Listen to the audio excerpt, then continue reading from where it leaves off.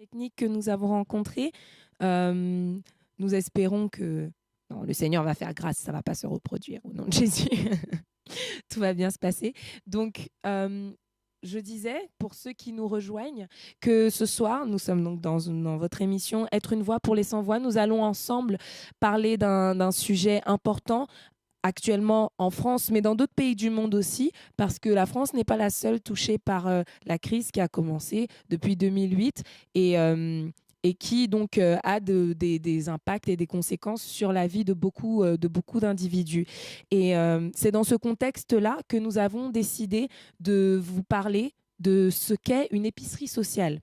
Et dans ce cadre-là, donc, j'ai avec moi ce soir mes sœurs qui travaillent au sein du Pain Quotidien. Comme je vous le disais tout à l'heure, le Pain Quotidien a une bonne nouvelle. Nous avons, par la grâce du Seigneur, pu monter une épicerie sociale et une épicerie solidaire aussi, ça s'appelle comme ça. Et nous allons bientôt, donc au mois de mai, courant mai, nous allons pouvoir l'ouvrir et aux bénéficiaires donc de ce type de structure. Nous allons voir ensemble. Bonsoir Sarah.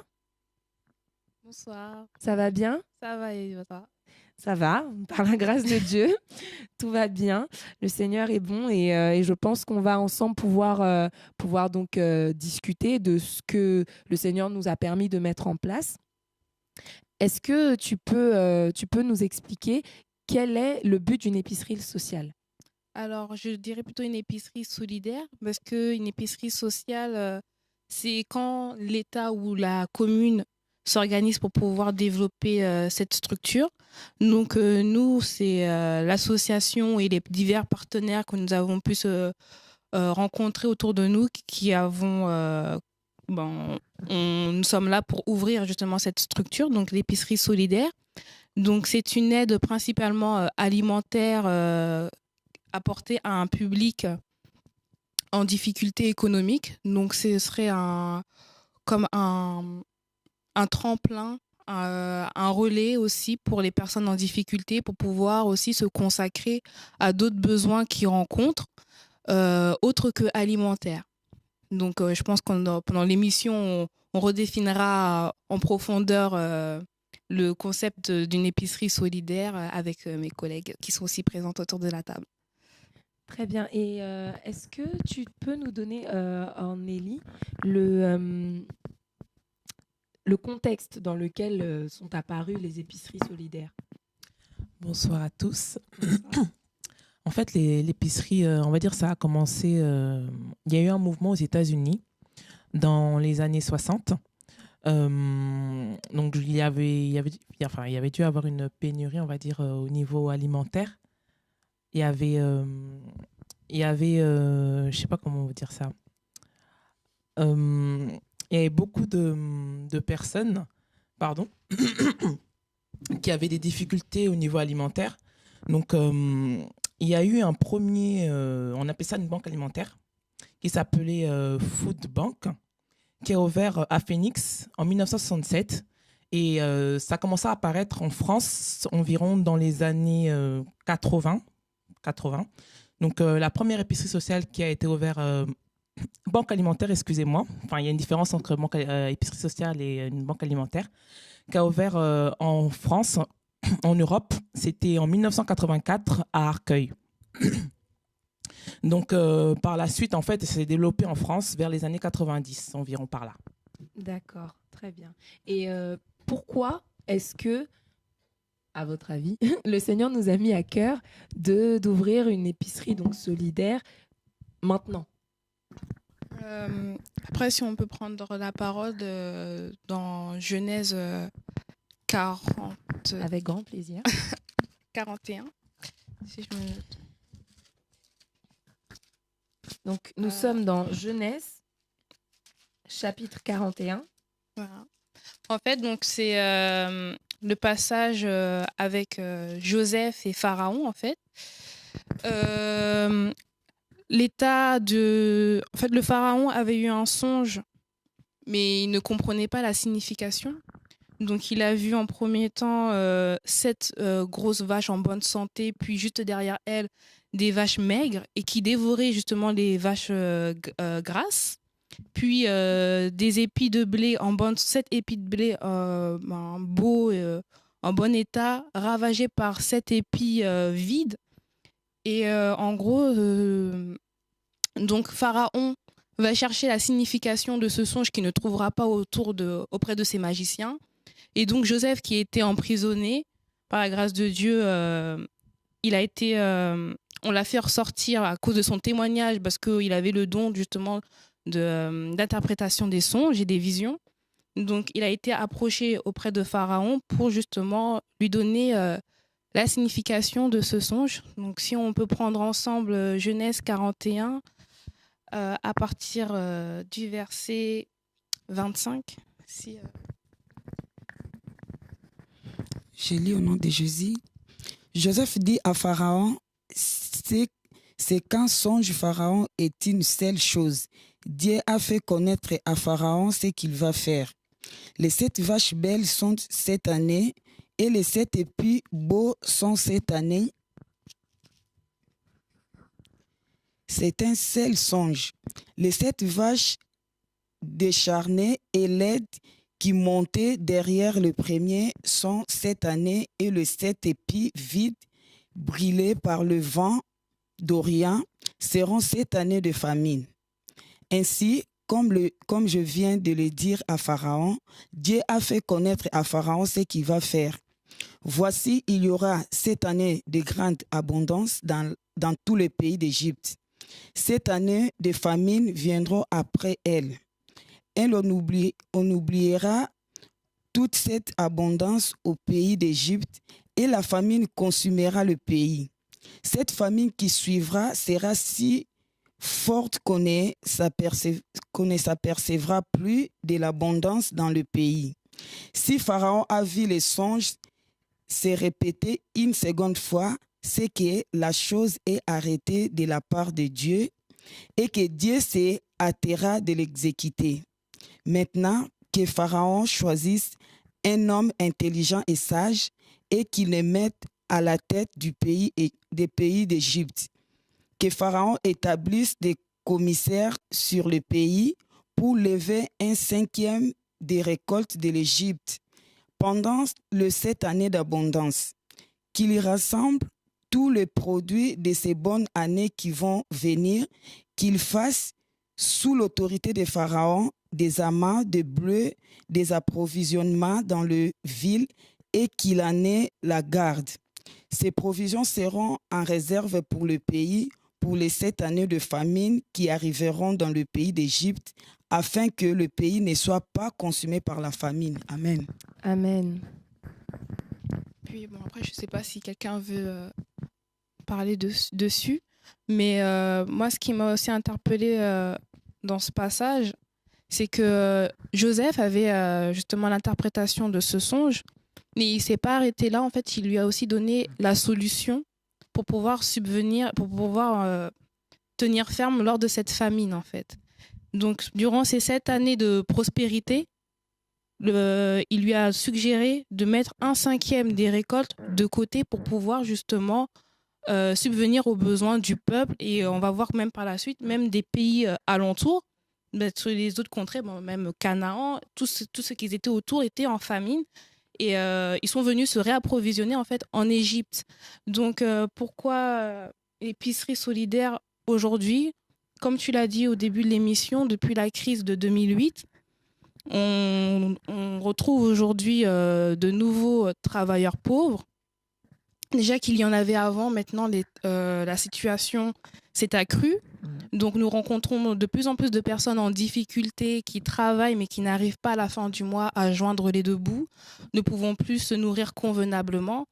Donc nous avons mis en place cette épicerie solidaire justement pour aider les familles dans le besoin et justement durant ce temps de famine, ce temps de disette, aider les personnes aussi à se nourrir, parce que en tant que chrétiens, en tant que personnes, nous devons en fait nous soucier aussi du besoin de notre prochain, parce que le Seigneur nous a donné des commandements qui est de l'aimer, mais aussi de aimer et de se soucier aussi de notre prochain, comme à la parabole du bon samaritain. le docteur de la loi qui va lui demander en gros quels sont les commandements que je dois suivre, quels sont les plus grands commandements. Et le Seigneur lui dit aime ton prochain.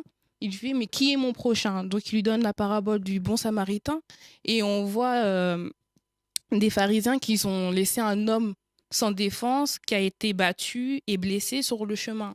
Et le samaritain qui est venu justement lui panser les plaies et qui l'a ramené dans une auberge pour qu'il soit en gros soigné et nourri. Donc aujourd'hui, tout le monde la plupart d'entre nous prenons des transports en commun. Nous voyons de plus en plus de personnes faisant la manche dans les métros, dans les RER, des personnes en difficulté. Même dans notre entourage, tout simplement, des personnes que nous voyons de plus en plus en costard-cravate en sortant du boulot, mais qui se retrouvent à dormir dans un véhicule parce qu'ils n'ont pas d'endroit où se loger, ils n'ont plus de moyens, en fait. Et on se rend compte que cette crise financière, puis alimentaire et aussi du logement, détruit, en fait, l'identité de l'homme en elle-même, en fait, parce qu'il n'a plus aucune estime de soi. Il ne se reconnaît plus en fait en position d'homme. Donc cette épicerie solidaire aussi vise pas seulement à une aide alimentaire, parce qu'on a fait auparavant aussi des banques alimentaires. Tu peux nous expliquer ce que c'est la différence entre une banque alimentaire et une épicerie solidaire? Alors, une banque alimentaire, c'est comme nous l'avons fait auparavant, c'était donc une aide qu'on pouvait faire ponctuellement ou sur plusieurs semaines. Donc, c'était des colis avec de la nourriture et en donner. Donc là, plutôt qu'une aide alimentaire, comme dans une banque alimentaire, une épicerie solidaire, ce serait que le bénéficiaire donnerait une participation, par exemple, de 10% de l'achat des produits, en fait, de la valeur des produits. Par exemple, il fait des courses de 50 euros, d'une valeur de 50 euros, mais à la fin, il paye 10% en fait, de son panier. D'accord. Donc, pourquoi donner une valeur de 10% ou de 20%? C'est aussi de la part du bénéficiaire un acte d'achat. C'est que beaucoup de personnes, lorsqu'on faisait des banques alimentaires, refusaient aussi ou avaient honte de venir demander. Parce que, voilà, déjà, ils se sentaient mal à l'aise dans leur situation. Donc, le fait d'aller encore demander, ils voyaient ça comme un fardeau à porter ou une honte par rapport au regard des autres. Donc là, une épicerie aussi solidaire renforce l'estime de soi aussi de la personne.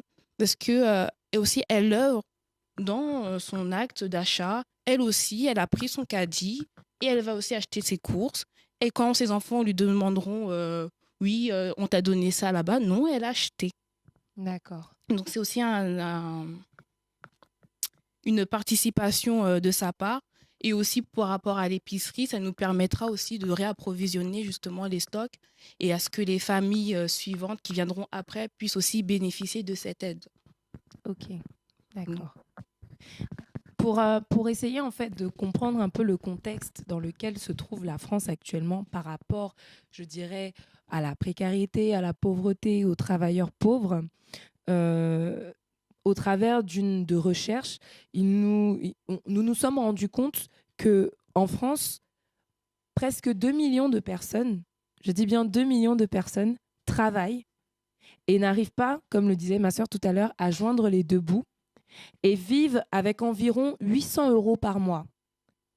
Et pour certaines d'entre elles, je dirais même pour beaucoup d'entre elles, elles vivent avec ces 800 € comprenant les aides qu'elles reçoivent de l'État, qu'elles reçoivent de différents organismes au niveau de l'État qui sont là pour eh bien, les aider à pouvoir avoir un peu plus de revenus parce qu'elles en ont peu. Sachant que 800 €, c'est le loyer de certains appartements à Paris, c'est-à-dire, bon, on pourrait encore s'éloigner, d'accord, pour payer un peu moins cher. Un studio ne va pas coûter moins de 400 €. C'est donc 400 € qui restent à la fin du mois pour essayer de soit se nourrir seul, si on est tout seul, soit de nourrir soi-même et sa famille. Et on se rend compte dans ces conditions que ça devient extrêmement compliqué. Le nombre de travailleurs pauvres se multiplie d'une façon très rapide. Et c'est pour ça aussi qu'il est important en fait que nous chrétiens nous prenions conscience en fait de l'environnement dans lequel nous sommes, parce que comme le disait ma sœur, souvent on peut voir quelqu'un sur le bord de la route et malgré le fait que ces personnes se multiplient au fur et à mesure du temps, parfois on peut oublier au cours même de notre journée que nous les avons vus. C'est parce qu'on est occupé à d'autres choses, parce que nous aussi, nous avons, je dirais, une vie à gérer, un travail à faire. Nous aussi, nous devons ramener de l'argent à la maison pour que nos enfants mangent. C'est normal.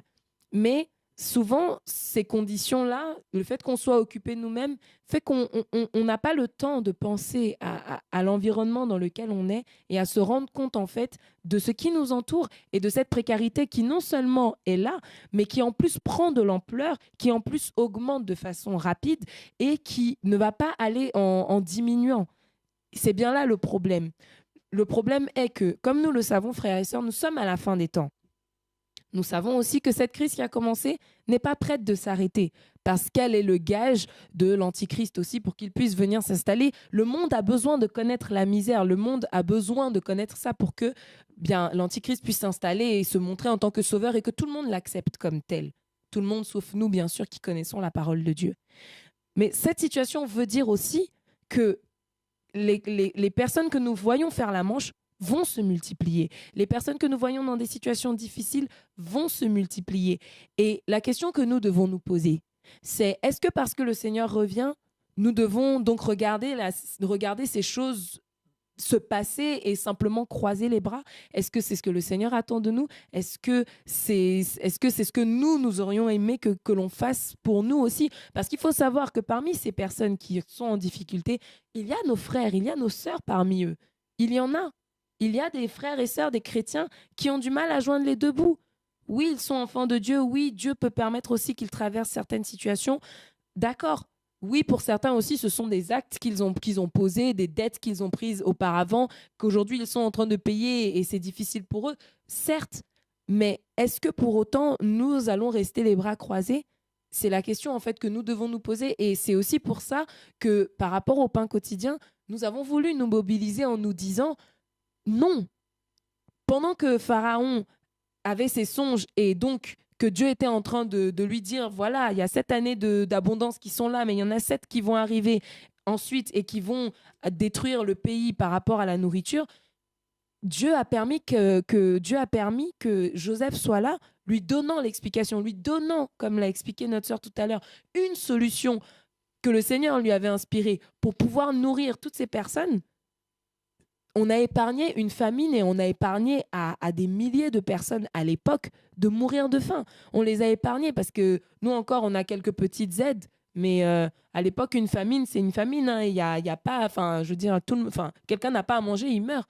On a vu en Israël des personnes qui n'avaient pas de quoi pouvoir manger parce que la ville était encerclée par leurs ennemis. Ils ne pouvaient pas sortir et on a vu des femmes, parce que la ville était assiégée, cuire leurs propres enfants pour les manger. Ce sont des réalités qui ont eu lieu. Si la Bible en parle, c'est donc que ça s'est effectivement passé. C'est dire à quel point l'être humain peut tomber dans une situation très difficile, peut tomber bas quand il n'a rien. Et Dieu, à cette époque, a permis que Joseph soit là. Ce que je veux dire par là, ce que nous essayons de comprendre ensemble par là, c'est que dans des situations de crise, l'Église n'est pas là pour croiser les bras et se dire de toute façon, c'est Dieu qui permet, et puis de toute façon, ces personnes l'ont cherché, ou X, Y. On n'est pas là pour juger les gens comme nous le savons, nous sommes là pour leur apporter la parole de Dieu, l'amour de Christ, et les amener vers le Seigneur, parce que c'est lui qui a la solution pour leur vie. Et donc, par rapport à cela, nous sommes aussi là pour pouvoir pourvoir à leurs besoins au moment où ils sont dans le besoin. Et l'épicerie solidaire, donc, est là pour ça. L'épicerie que nous mettons en place, mais comme d'autres aussi ont pu le faire auparavant. Seulement, je dirais que la différence que nous avons avec d'autres épiceries qui peut-être ne sont pas chrétiennes, c'est que nous apportons l'évangile. Pour en revenir à ce que ma sœur disait tout à l'heure par rapport au bon samaritain que le Seigneur prenait en exemple d'une personne qui avait compris qui était son prochain, et qui était d'ailleurs une personne qui n'était pas censée connaître la Torah. Donc en fait, on peut se demander même si elle connaissait quelque chose de Dieu. Et pourtant, c'est chez cette personne-là que Dieu a trouvé un cœur bon pour pouvoir soutenir la personne qui était dans la faiblesse. Cet homme frappé, cet homme abandonné, roué de coups, à qui on a tout volé, cette chose, je veux dire, les événements qui lui sont arrivés, nous pouvons aussi les ramener, je dirais, à l'époque dans laquelle nous sommes, à un fléau, pour ma part, que je pense être l'une des grosses raisons pour lesquelles nous avons autant de problèmes dans nos sociétés occidentales, et même au niveau de la pauvreté, et surtout par rapport à l'exclusion, c'est le noyau familial. C'est ce que vivent les personnes, en fait, au niveau de leur famille, et c'est la conception de la famille que nous avons aujourd'hui dans nos sociétés. Une conception de la famille qui n'a rien à voir avec ce que Dieu pense, c'est-à-dire une famille qui peut très bien être une famille monoparentale, et c'est tout à fait normal. En France, aujourd'hui, une mère qui éduque seule ses enfants, ça n'a rien de choquant. Tout le monde trouve ça normal. Et à la limite, c'est même bien, la femme sera souvent même vue comme une personne forte, avec un fort caractère, qui sait jouer autant le rôle d'un père que le rôle d'une mère. Sauf que, au travers des études qu'on a pu faire, on s'est rendu compte que la majorité des femmes qui étaient dans une situation de monoparentalité, je dirais, donc qui s'occupaient seules de leurs enfants, étaient dans une situation de précarité extrême. Pourquoi ? Parce que c'est quelque chose qui est totalement accepté par la société et que tout le monde trouve normal. Pourquoi est-ce que je compare ça au bon samaritain ? Je compare ça à cela dans le sens où le milieu dans lequel elles ont grandi, ces femmes, ou ces hommes qui ont aussi du mal à trouver du travail parce qu'ils ont arrêté d'aller à l'école tôt en se disant que l'école, ça servait à rien parce qu'ils vivaient dans un quartier pauvre. Je veux dire, le contexte dans lequel ils étaient, ils ne l'ont pas choisi. Ce sont des choses qui se sont, je dirais, imposées à eux. Après, les actes qu'ils ont posés par la suite, c'est vrai, ils les ont choisis. Nous sommes libres de poser tel ou tel acte, d'accepter de faire le bien ou le mal, comme le Seigneur nous donne le libre arbitre, c'est vrai. Mais ceci étant dit, ne connaissant pas le Seigneur, étant dans des contextes particuliers difficiles, grandissant dans des quartiers difficiles avec de la violence, avec de la pauvreté que l'on a déjà connue, parce qu'il faut savoir que les familles aujourd'hui qui sont éduquées, les parents aujourd'hui, les femmes ou les hommes, mais 85% des familles monoparentales ce sont des femmes qui s'en occupent. Il faut savoir que les enfants qui vivent dans ces situations-là commencent leur vie avec un handicap. Ils commencent leur vie avec des choses qui leur manquent pour devenir des adultes responsables. Et tout ça va en quelque sorte, diriger les pas aussi qu'ils vont décider de faire ou pas, va diriger les choix qu'ils vont faire. Beaucoup d'entre eux vont se dire, eh bien, pour se sortir de la galère, il va falloir essayer de faire des magouilles, ce genre de choses. Ils n'ont pas l'idée, en fait, de faire le bien, ne leur viendra pas à l'esprit facilement. Parce que leur éducation, leurs parents, le contexte dans lequel ils ont vécu ne leur ont pas permis d'avoir ces choses en tête et de pouvoir être construits en tant qu'adultes.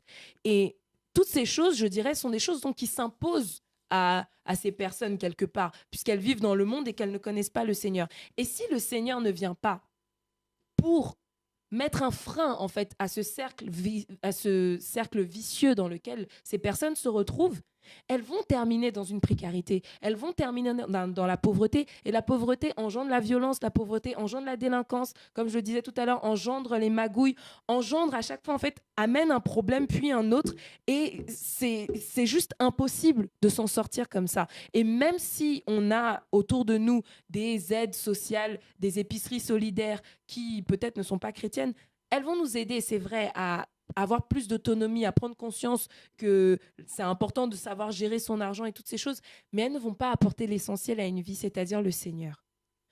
Le Seigneur est le seul qui soit capable de guérir les cœurs de ces personnes et de pouvoir venir avec la croix, je dirais, la prédication de la croix du Seigneur, venir couper ce cercle vicieux qui les entoure et pouvoir leur apporter une solution. Et j'ai envie de nous dire, chrétiens, enfants de Dieu, que le Seigneur passe par nous pour faire ces choses-là. Et trop souvent, nous l'oublions. Trop souvent, nous oublions que nous sommes là pour ça et que Dieu nous attend aussi là. Trop souvent, nous oublions que ces personnes sont comparables aux Samaritains, à l'homme qui avait été battu, et que le bon Samaritain, que Jésus décrit comme étant la personne qui avait compris qui était son prochain, trop souvent, nous oublions que Dieu nous attend aussi là. Dieu nous attend pour comprendre que oui, ces personnes ont fait des mauvais choix. Oui, cet homme qui a été battu, s'il n'avait pas été là à ce moment-là, il ne se serait pas fait non plus battre et il n'aurait pas été dans cette situation. Le bon Samaritain aurait pu passer en se disant ça. Écoute, c'est pas mon problème. Moi, j'ai des choses à faire. J'ai un chemin à suivre. Je dois aller quelque part. Je ne vais pas m'arrêter pour lui. Il va me mettre en retard. Mais il ne s'est pas dit ça. Il s'est arrêté Et il a soigné cet homme. Il a même payé l'aubergiste pour tout le temps où il serait là-bas. Donc, ce que nous pouvons nous comprendre par cela, c'est que ce qui s'impose à ces personnes-là et qui fait qu'elles se retrouvent dans des situations telles qu'une précarité où elles ne peuvent pas s'en sortir seules et qu'elles ont surtout besoin du Seigneur avant d'avoir besoin de qui que ce soit d'autre, nous sommes le temple du Saint-Esprit. Dieu, si nous sommes chrétiens, habite en nous, nous le confessons tous les jours, eh bien, ces personnes ont besoin de le voir.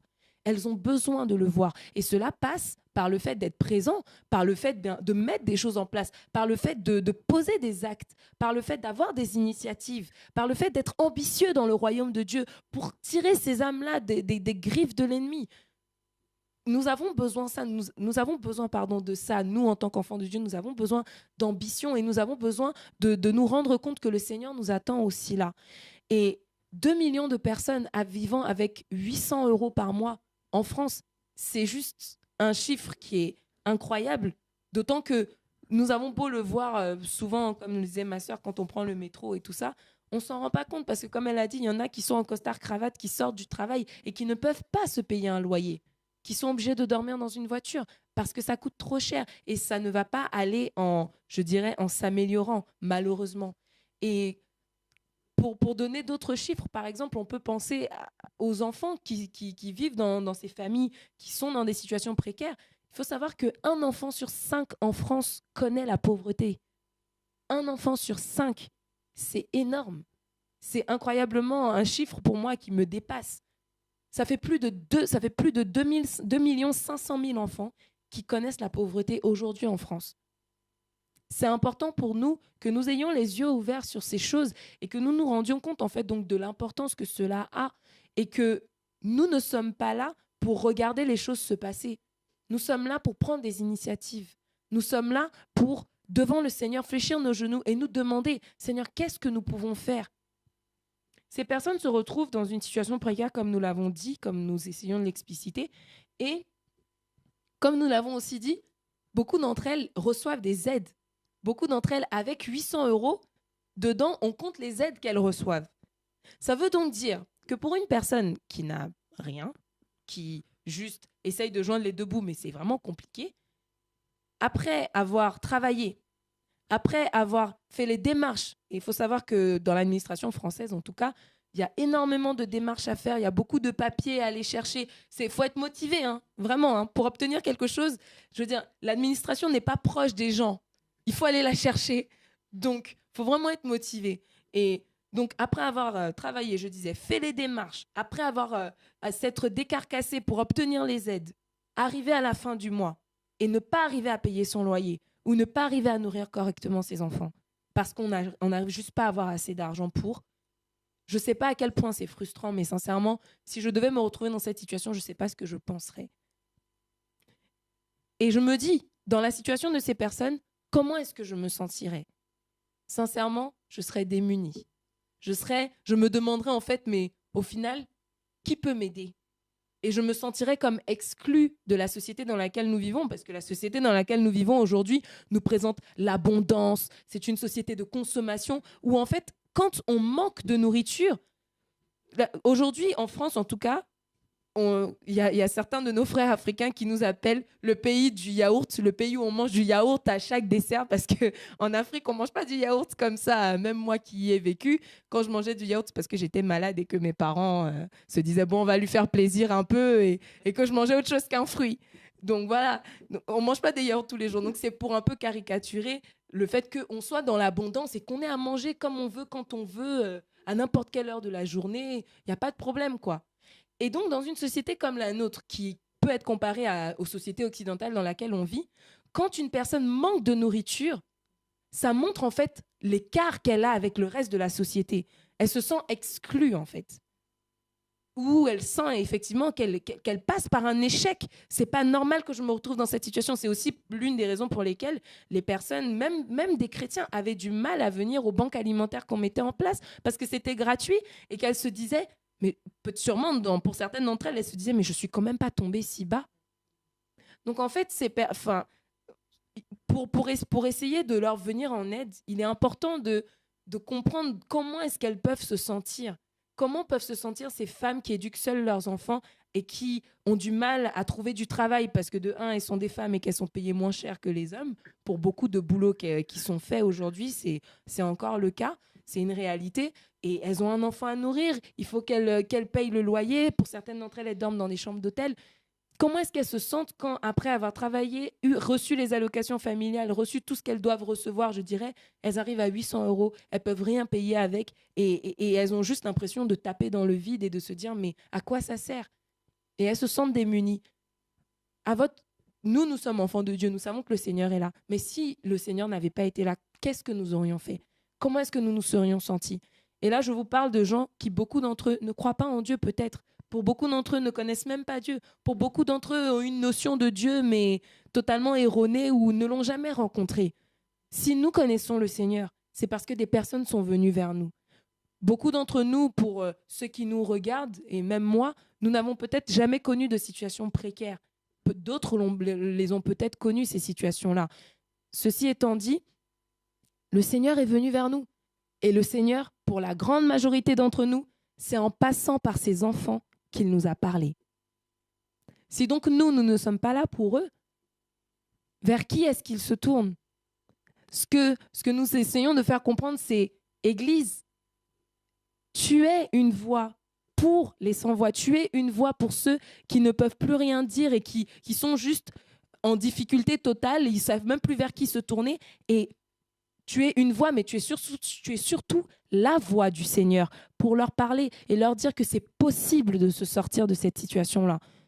Pas seulement financièrement parlant, mais d'abord dans leur cœur. Parce que si ces personnes aussi, pour beaucoup d'entre elles, sont dans des situations précaires, c'est parce qu'elles ne connaissent pas le Seigneur et parce qu'elles ont fait des choix dans leur vie qui les ont menées à une situation précaire. Prenons l'exemple des familles monoparentales qui font partie des personnes les plus touchées parmi les 2 millions de personnes, de travailleurs précaires là. Il y a énormément de familles monoparentales. 85% d'entre elles sont dirigées par des femmes. Si ces jeunes femmes ou ces femmes avaient eu le Seigneur dans leur vie, comme certaines d'entre nous ont connu le Seigneur tôt, merci Seigneur, il y a des choix qu'elles ont faits, qu'elles n'auraient jamais faits. Mais la société leur a jamais dit que c'était mauvais, au contraire. La société les a encouragées à le faire. Et aujourd'hui que cette société qui les encourage à le faire, eh bien, qui les encourage à poser des actes comme par exemple se marier avec un homme alors que cet homme, finalement, peut-être les a battus, n'était pas un mari convenable, elles n'auraient jamais dû faire ça, elles n'ont pas écouté leurs parents ou alors même ne se sont pas mariées, elles sont allées faire des enfants et puis l'homme les a abandonnées, elles se retrouvent toutes seules. Si elles avaient eu le Seigneur, elles n'auraient pas été dans cette situation-là. Dieu sait ce qu'il fait, Dieu sait pourquoi il permet les situations qu'il permet. Mais ce que je veux dire, c'est qu'il y a un moment où nous sommes aussi là pour comprendre que nous sommes là pour faire de la prévention au niveau de notre entourage, partout où nous sommes. Qu'en prêchant l'évangile, en fait, même si on ne se rend pas compte de ce que ça crée effectivement sous nos yeux, que par notre vie aussi, le témoignage qu'on donne, même si on ne se rend pas compte, le Seigneur travaille, le Seigneur parle aux gens, le Seigneur touche leur cœur, le Seigneur leur montre, c'est possible de faire autrement. C'est possible d'arriver jusqu'au mariage sans aller coucher avec un homme au risque d'avoir un enfant dont tu ne sauras pas comment t'occuper, par exemple. C'est possible de faire ces choses-là, puisque certains le font. C'est donc possible. Et il y a une lueur d'espoir comme ça qui naît pour les gens autour de nous lorsque nous leur portons l'évangile et que surtout nous le vivons. Et donc, par rapport à cela, nous avons donc décidé de mettre l'épicerie solidaire en place, donc pour essayer de pourvoir aux besoins de ceux qui viendraient vers nous. Et est-ce que toi, tu peux nous donner la différence que tu penses qu'effectivement ça ferait? Parce que moi, j'en ai parlé. Ça, c'est par rapport aux recherches que nous avons pu faire et aussi à la parole de Dieu et à mon expérience personnelle et aux expériences que j'ai pu voir autour de moi. C'est mon avis. Mais qu'est-ce que tu penses? Parce que toi, en plus, tu vas y travailler. Tu feras partie des personnes que les gens viendront rencontrer. Quel est ton but pour ces personnes-là? Quel est le but de toute l'équipe pour ces personnes qui viendront? Donc déjà, en premier temps, le Seigneur nous a appelés à certaines choses déjà, chacune de nous. Donc toutes les personnes qui travailleront, c'est déjà à véhiculer aussi la vie de Christ et à témoigner l'amour. L'épicerie en elle-même, donc on veut que ce soit aussi un lieu convivial à ce que les gens aussi se sentent à l'aise et aussi propices à pouvoir se décharger en fait de leur fardeau qu'ils auraient et justement à travers la parole, même autour d'un café, par une simple parole, par exemple, oui voilà, la personne explique sa situation, on peut quand même lui donner des conseils.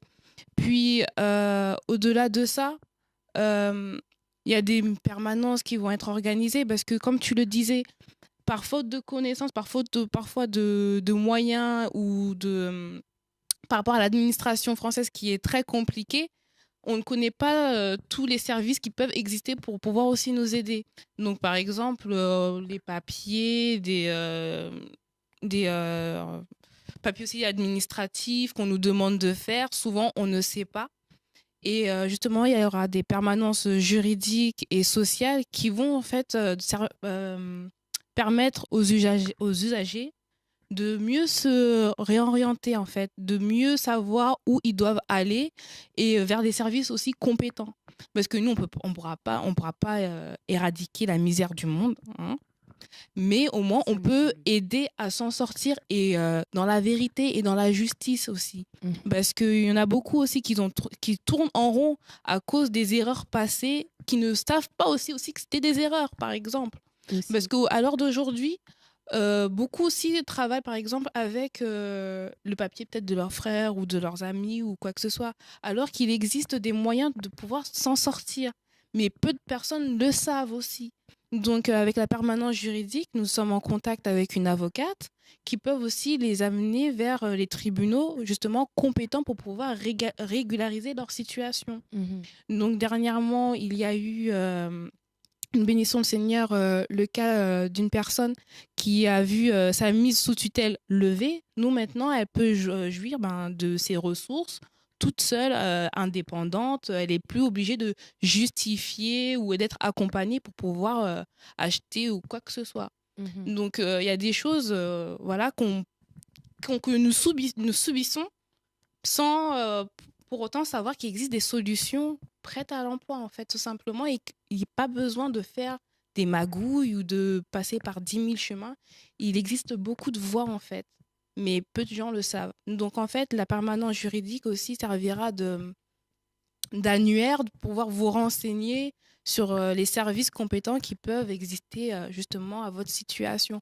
Comme chaque situation est au cas particulier, au cas par cas, vaut mieux nous contacter pour justement vous aider. D'accord. Donc voici en gros l'aide moi que je vois qu'on peut apporter de plus par rapport à une autre structure.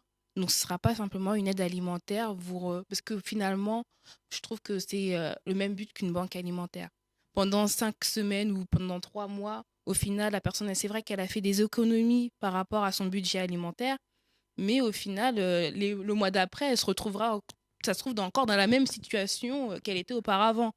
Ça n'a pas réglé le problème parce que le manque de nourriture ou de ressources, c'est dû à un autre problème, une perte d'emploi, un licenciement abusif, justement peut-être une veuve ou le compagnon qui est parti ensuite à un divorce. Il existe certaines choses pour pouvoir justement mieux s'en sortir et mieux justement affronter la vie, mais dans la droiture. Donc en fait, le but est de pouvoir, par le biais d'une aide alimentaire qui est nécessaire, parce qu'il y a des familles, ils mangent des pâtes tous les jours et il n'y a même pas de protéines avec parce qu'il n'y a pas les sous, c'est trop cher. Donc voilà. Mais donc c'est nécessaire, mais le but, au-delà de cela, c'est de pouvoir creuser un peu en aidant les personnes à parler, à pouvoir aller au-delà et savoir donc d'où vient la source du problème et à pouvoir, avec ces personnes, les accompagner et les aider à résoudre le problème en question pour qu'elles sortent de la précarité. Donc, c'est donc un accompagnement qu'on essaye de faire. C'est bien ça ? Oui, voilà. C'est un accompagnement vers de l'autonomie et vers le fait de sortir donc de la précarité. Une meilleure réinsertion dans la vie. Voilà, en fait, que la situation change. Parce qu'il faut vraiment que la situation change aujourd'hui. Exactement. quel autre problème, je dirais, vous pensez rencontrer, enfin, quel autre problème? C'est-à-dire, au-delà de la nourriture, comme nous l'avons étayé juste là, quelle difficulté, quel type d'autres difficultés peuvent rencontrer ces personnes, en fait? Enfin, par rapport au pôle juridique, donc, il peut y avoir le fait de ne pas avoir de papier. Quels autres cas sont possibles d'être rencontrés? Le problème de logement, Par exemple. il y a plusieurs problèmes qui peuvent guider les personnes vers la précarité, en fait. Il y a le logement, il peut y avoir le travail, le manque de travail. Ou vous travaillez à temps partiel aussi. Voilà, donc le travail précaire. Donc en gros, il y a en fait tout ce qui touche à la, comment dire, enfin, je vais un peu parler un peu économie par rapport à la pyramide de Maslow. Enfin, je ne sais pas si vous connaissez un peu. Expliquez-nous. Voilà, l'estime de soi, c'est-à-dire dans la pyramide de Maslow, il y a plusieurs étapes. Il y a plusieurs étapes pour qu'une personne soit, on va dire, il estime de elle-même. Donc, il y a la première étape, c'est le besoin physiologique, donc manger et boire. Et le deuxième, c'est le besoin de sécurité. C'est-à-dire que si la personne déjà a à manger et à boire, la deuxième étape, va rechercher, voilà, c'est la c'est la sécurité. C'est-à-dire avoir un emploi, avoir un toit pour se loger. Donc, par rapport à ça, déjà, nous, ce qu'on va essayer d'apporter en fait à ces personnes, déjà, c'est un relais, comme a dit ma sœur Sarah. C'est vraiment être un relais pour pouvoir les diriger vers les organismes qui vont être spécialisés pour ça. D'accord. Mais en même temps, ils vont avoir un autre regard par rapport à leur situation, sachant que dans les autres épiceries solidaires qui peuvent exister ou sociales, on va dire c'est un regard mondain. Mais nous, on va avoir un regard plus du royaume. On va dire, on ne va pas les diriger de la même manière qu'on les dirige forcément dans le monde. Et dans un deuxième temps aussi, il ne va pas avoir de personnes qui vont pouvoir venir avec de la fraude. C'est-à-dire qu'on ne va pas les laisser frauder comme ça. Enfin, on va pas les aider dans leur fraude, on ne va pas les enfoncer dans leurs problèmes. Oui. On va essayer de les amener justement vers la parole, vers le bien. Voilà, la justice. Donc, ces personnes-là, bon, comme on dit, c'est libre, chacun fait son choix. Donc, les personnes qui voudront vraiment aller vers la justice, on les aidera. Mais ceux-là qui voudront rester dans les magouilles, tout ça, on ne pourra pas aller avec eux plus loin. Parce qu'on parle de... Enfin, j'ai entendu le mot magouille plusieurs fois. C'est quelque chose qui est fréquent. C'est quelque chose que vous risquez de rencontrer et qui est fréquent chez les personnes qui sont en situation précaire. Je dirais que oui. En fait, c'est comme tu disais tout à l'heure, en Israël, pendant un temps de famine, des mères mangeaient leurs enfants. À l'heure d'aujourd'hui, personne n'y croirait. Donc, une personne qui se retrouve à frauder ou justement, elle pense qu'elle est au bout du rouleau, donc la seule solution que le monde lui propose, c'est de mentir ou de tricher. Ils vont accepter justement juste pour pouvoir manger, en fait. Donc, il y en a qui volent, il y en a qui... Donc, en fait, c'est comme le monde dirait, la fin justifie les moyens. Donc, ils ne verront pas la faute en elle-même directement, mais ils verront la nécessité, ils verront leur enfant mourir de faim, ils vont dire « j'ai pas eu le choix ». Donc, en fait, c'est pas question de juger la personne. Oui, tu as fait ci, tu as fait ça, c'était pas bien. Mais c'est que voilà, ok, on réoriente, on va changer, on va essayer de s'en sortir. Parce que la personne ne peut plus continuer parce qu'à la fin, elle sera bloquée. Elle pourra plus aller de l'avant. Donc, le but, c'est pas de venir juger les personnes. Oui, voilà, vous avez fraudé et tout, les nanas. Mais c'est plutôt voilà, c'est une porte de sortie. Et Jésus, c'est la solution. Et la parole nous dit de marcher en fait dans la droiture et dans la justice. Donc, moi, je crois qu'en marchant dans la justice, il y a toujours la solution. C'est qu'il y a eu des témoignages de certaines personnes, des frères et sœurs, par exemple, qu'ils avaient menti à la CAF, qu'ils étaient, par exemple, femmes seules, femmes isolées, alors qu'ils vivaient avec leurs conjoints et en famille. Quand elles sont parties avouer auprès de l'administration qu'ils avaient menti, ok, on leur a dit vous devrez payer l'amende, enfin vous devrez nous rembourser. Et quelques temps après, on leur envoie un courrier en disant c'est bon, arrêtez de payer. Donc c'est que le Seigneur, quand on se confie en lui, il met toujours les moyens en place pour pouvoir qu'on s'en sorte. Donc c'est que confions-nous en fait en Christ, et lui-même en fait il apaisera en fait la montagne, et il trouve enfin c'est lui la solution. Donc confions-nous simplement en lui, pas de mensonges, et tout ira pour le mieux, n'ayez pas peur. Je vais rajouter par rapport à ça, par rapport aux fraudes. Donc, d'abord, on va leur témoigner aussi l'amour de Dieu. Parce qu'en le témoignant aussi l'amour de Dieu, je pense qu'il y en a qui ne peuvent pas se laisser frauder ou des choses comme ça. Parce que déjà, on va voir par rapport à leur situation, parce qu'ils vont présenter des papiers, il y aura une permanence. Par rapport à cette permanence-là, on va connaître le problème ou les soucis de chaque famille. Donc, s'il y a quelqu'un qui fraude, on va lui témoigner l'amour de Dieu.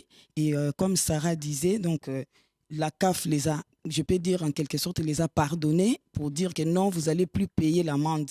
Donc, on va leur donner à manger, mais en leur donnant aussi, en leur montrant aussi l'amour de Dieu par rapport à ça. Donc, il y avait ça. Je voulais rajouter aussi par rapport à la confidentialité. C'est-à-dire que toutes les personnes qu'on va recevoir, donc il y aura bien sûr la confidentialité, donc ça ne sera pas enfin, on ne va pas vous exposer ou mettre, je sais pas moi, partout vos noms, ou enfin pour dire qu'un tel était venu, tout ça. Donc on marche aussi avec la crainte de Dieu par rapport à ça, parce que je pense que c'est important de souligner par rapport à ce point-là. Ok, donc pour toutes les personnes qui viendraient et qui seraient intéressées parce qu'elles ont besoin d'aide, il y aura donc de la confidentialité, rien ne sera divulgué concernant les problèmes que vous pouvez rencontrer, les difficultés par lesquelles vous pouvez passer. Tout sera mis sous clé et la bouche fermée. Et puis, je pense qu'il y aura des temps de prière aussi pour ceux qui le voudront, pour s'en sortir. Dieu est grand, nous servons un grand Dieu. Il n'y a pas de raison qu'on puisse pas s'en sortir quand on lui fait confiance, comme ma sœur l'a dit tout à l'heure. Est-ce que, par rapport donc à l'organisation, à la façon dont vont s'organiser les choses au niveau du grenier même, est-ce qu'il y aura des conditions pour accepter ou pas certaines personnes dans le grenier? Est-ce qu'il faut absolument être chrétien déjà? Non. Non, justement, ça peut être un moyen justement d'évangéliser, de parler de Christ, d'attirer des personnes qui ne sont pas chrétiennes, justement pour, comme je parlais tout à l'heure, le fait de donner une autre vision par rapport aux autres épiceries solidaires ou sociales qui peuvent déjà exister. Donc voilà, et non, il ne faut pas spécialement être chrétien. Donc on accepte les païens et les chrétiens, bien sûr. Et les critères pour pouvoir bénéficier de l'épicerie sociale, donc ça, c'est en fonction des cas de personnes. Donc il y a un calcul fait par rapport au budget des personnes. On va un peu éplucher, entre guillemets, les revenus et les dépenses des bénéficiaires. Et par la suite, on va pouvoir établir le panier pour lequel les personnes auront droit, ou s'ils ont droit ou pas. Enfin, c'est vraiment par rapport aux critères, à ces critères-là qu'on va voir. D'accord, très bien. Et comment est-ce que se déroulerait une journée type à l'épicerie? Une journée type, donc ils seront accueillis, donc prendre un café, un thé ou du jus en attendant de pouvoir passer dans l'épicerie, parce que c'est pas une épicerie, simplement un magasin. Il faut que ce soit aussi convivial, partager, discuter. Puis aussi discuter avec d'autres personnes, parce que souvent, quand on est en situation précaire, on évite de rencontrer des personnes. Les gens se mettent à l'écart et justement ne voient plus grand monde. Donc ça permet aussi de rencontrer aussi d'autres personnes, de discuter. Donc, puis après, au passage à l'épicerie, donc c'est comme un magasin d'alimentation générale, hein, tout simplement. Il y a des rayons pâtes, riz, lait, rayons bébé, hygiène. La personne, elle fait son choix. Nous ne sommes pas là pour lui dire achetez ci, achetez ça. Elle fait ce qu'elle veut. Elle a un budget, par exemple, on va dire 50 €. à dépenser dans le mois. Nous sommes ouverts 2 fois par semaine. Elle-même, elle gère son budget jusqu'à à épuisement de son panier. Tout D'accord. simplement. Ok. Et est-ce que vous avez des demandes particulières, des attentes pour ou un projet que vous voudriez mettre en place au moment où l'épicerie ouvrira ou quelque temps après pour que tout se passe comme le Seigneur vous le met à cœur? Ah oui, nous avons toujours besoin. Alors, par exemple, en mobilier, d'étagères, si vous avez des congélateurs, si vous êtes touché, des congélateurs, des frigos ou des étagères qui pourront nous aider en fait à meubler l'épicerie ou même le stock. Si vous connaissez aussi des partenaires commerciaux tels que par exemple, si vous tenez par exemple à un commerce ou si vous êtes aussi touché pour pouvoir faire des dons pour nous aider en fait à aider d'autres familles. Donc nous sommes à la recherche de partenaires. Si aussi vous avez assez de denrées alimentaires, n'hésitez pas en fait à nous contacter si vous voulez nous aider en dons ou en contact. Si vous connaissez des personnes par exemple au niveau de l'emploi qui recherchent des salariés, tout simplement. Nous, on peut faire aussi des appels d'offres. Et puis faire le relais, Voilà. en fait, être un pont entre ces entreprises-là et puis ces personnes qui cherchent du travail. La demande, il y en a toujours. Donc, n'hésitez pas à nous contacter. On essayera quand même aussi de l'aider. Alors, vous pouvez nous contacter donc par mail ou sur le site internet de www.pain-quotidien.com. Par adresse mail action sociale avec un E à la fin .painquotidien@gmail.com. Il y a aussi l'adresse mail de permanence juridique c'est permanence.quotidien@gmail.com. La technique va se charger de vous diffuser le numéro de téléphone de la permanence. N'hésitez pas à nous appeler. Si vous tombez sur la messagerie, n'hésitez pas de laisser un message. On vous rappellera dès que possible. On établira un rendez-vous pour pouvoir discuter avec vous, justement. Comme on disait, c'est au cas par cas. Donc, on a besoin en fait que vous nous donniez certains justificatifs pour mieux vous aider, en fait, pour vous donner en fait une aide appropriée. Donc, n'hésitez pas à nous appeler au numéro qui va s'afficher sur votre écran. D'accord. Et quand est-ce que vous serez ouvert exactement? Enfin, je veux dire, les jours de la semaine, je sais que la date n'est pas exacte. Donc, on sait que c'est courant mai. Courant mai, bon, d'abord, on a besoin de bénéficiaires pour pouvoir ouvrir. Effectivement. Parce que faut que vous appeliez pour dire quand vous avez besoin d'aide, sinon, effectivement. Oui, donc nous sommes présents. Donc, début mai, les portes s'ouvriront. Nous serons ouverts le samedi de 10h à 15h et le dimanche de 13h à 15h également. Donc, n'hésitez pas à nous appeler pour prendre rendez-vous et on établira votre dossier pour bénéficier en fait de l'aide. D'accord. Que le Seigneur soit béni pour... Je tiens d'abord aussi à remercier aussi toutes les personnes. Je t'en prie, Sarah, vas-y. Qui nous ont apporté leur soutien lors des opérations Caddy, notamment aussi les enseignes comme Carrefour City, Intermarché, Leader Price qui nous ont ouvert leurs portes pour pouvoir aider aussi les familles qui vont bénéficier de cette aide alimentaire. Nous remercions aussi également les personnes qui nous ont fait des dons dans la prière aussi, qui sont toujours là en fait à nous soutenir, même par des paroles d'encouragement. Donc nous vous remercions également et continuez à prier pour nous, continuez à prier pour cette œuvre. N'hésitez pas à vous aussi de faire aussi le bien autour de vous, comme le bon samaritain. Des personnes qui ont faim, il y en a toujours autour de nous. L'épicerie ne se chargera pas d'aider tout le monde. Donc vous-même, aidez votre voisin en fait. Je dirais en fait. Exactement. Et par rapport au numéro de téléphone, excusez-nous, Radio de Vie, nous vous avons oublié. Nous avons oublié qu'effectivement, vous ne voyez pas à l'écran. Donc, c'est vrai. Donc, par rapport à la permanence juridique et sociale, vous pouvez appeler le numéro suivant, c'est le 06 21 14 16 90. Je répète, le 06 21 14 16 90. Donc, je rappelle, ce sera ouvert au courant du mois de mai. Donc, nous allons commencer les activités au sein de l'épicerie. Ce sera ouvert.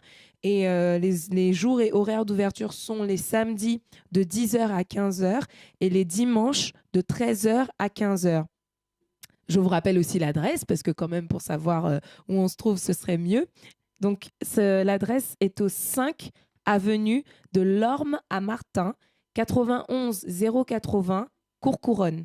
Je répète, 5 avenue de l'Orme à Martin, 91 080 Courcouronnes. C'est accessible depuis le RER D en allant jusqu'à Orangis-Bois de l'Épine. C'est la gare la plus proche. Donc voilà. Puis ensuite, vous avez le bus 404 ou 402 pour accéder jusqu'à l'arrêt l'Orme à Martin. Donc voilà, je pense que vous avez toutes les informations nécessaires. En tout cas, n'hésitez pas à venir, n'hésitez pas à faire appel à la structure qu'on essaye de mettre en place. C'est pour vous, c'est pour tous ceux qui sont dans le besoin. Si vous connaissez quelqu'un qui a besoin d'aide, qu'il nous connaisse nous ou pas, c'est pas l'important. Si vous le connaissez, que vous savez que ça peut l'intéresser, n'hésitez pas non plus à lui en parler.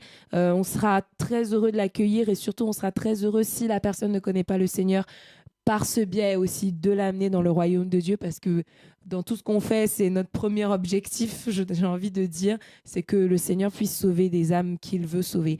Et pour, comme l'a dit ma sœur, pour nos frères et sœurs qui nous voient, qui nous connaissent et qui connaissent aussi le Seigneur, bien n'hésitez pas à aider autour de vous, à faire l'œuvre du Seigneur autour de vous, parce que la Bible dit dans Hébreux 13 que Dieu prend plaisir à la libéralité, Dieu prend plaisir à de tels sacrifices, il dit.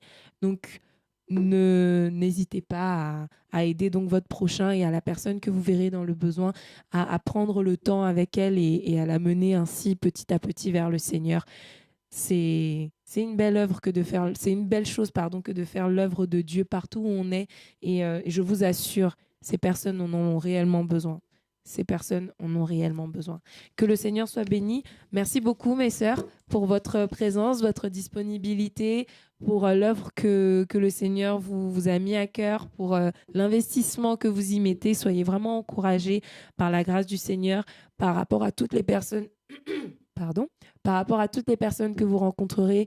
Au nom de Jésus, que le Seigneur vous donne la sagesse nécessaire, les mots, l'amour pour pouvoir le communiquer comme il se doit et que vous-même vous en soyez enrichis et que vous en sortiez encore grandis dans votre relation avec Dieu, dans votre compréhension du Seigneur, de sa personne, de l'œuvre qu'il veut faire dans la vie des êtres humains qui sont autour de nous. Vraiment que vous soyez abondamment bénis et en tout pour pouvoir bien faire l'œuvre du Seigneur. Et je sais que ça portera de bons fruits parce que Dieu est fidèle. Donc voilà, je vous souhaite une bonne soirée à tous, chers auditeurs, auditrices de TV et Radio de Vie. Que le Seigneur vous bénisse pour vous le temps que vous nous avez accordé. Merci de nous suivre, merci pour votre fidélité et encore une fois, soyons tous encouragés à faire l'œuvre de Dieu partout où nous sommes. Le cœur du Seigneur n'en sera que plus réjoui et nous n'amènerons que plus de personnes vers lui. Donc, c'est juste merveilleux.